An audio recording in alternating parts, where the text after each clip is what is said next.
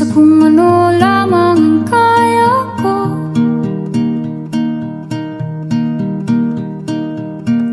Bigang-biga na sa mga problemang di masolusyonan agad, parang wala nang bukas.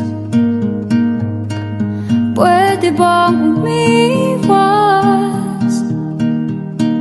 Hinahanap ang sarili, ngunit di nakakayanan sa ligaw na dinadaanan ko. Saan na to patungo?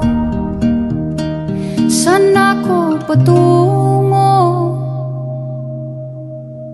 Dahan-dahan natin simulan muli ang paghakbang. Dahan-dahan tumingin sa salamin upang makita ang ating kagandahan. Dahan-dahan iangat ang mukha upang maslayan ang payapang kalangitan. Oo, pagod ka na, pero di ka nag-iisa.